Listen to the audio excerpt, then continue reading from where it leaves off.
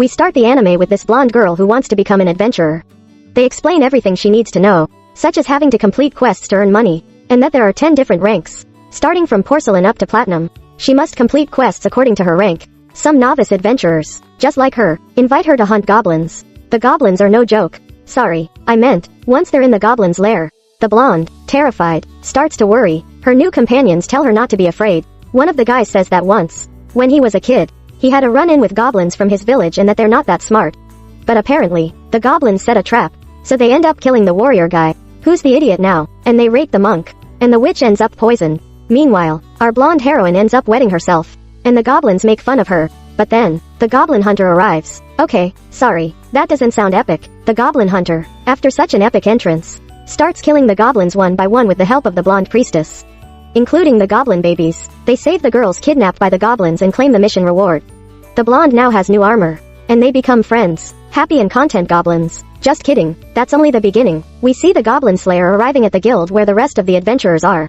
They speak poorly of him just because he kills goblins. They say he's a weirdo who once picked his nose 5 times and ate it. Although gross, what they don't know is that he does what he does for a greater good, to prevent the same thing that happened to him when he was a child.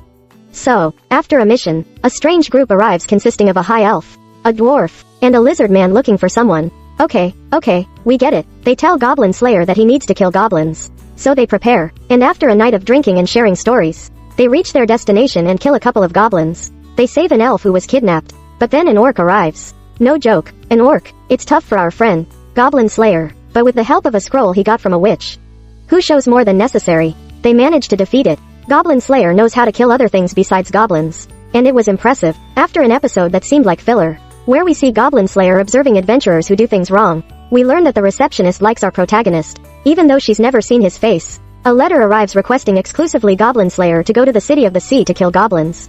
Why is it called that?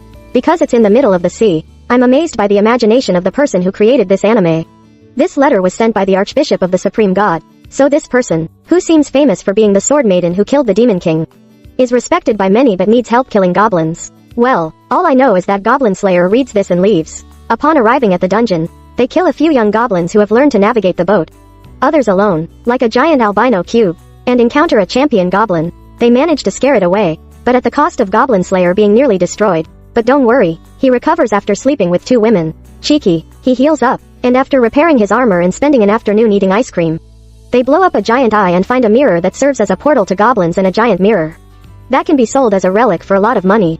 They get rid of the mirror. Well, at the end of the anime, after the routine of inspecting everything is in order, Goblin Slayer finds goblin tracks. So he goes to the guild to ask for help from all the adventurers, even offering his own life, and convinces them with the help of the receptionist, who says there will be a gold coin reward for each goblin killed.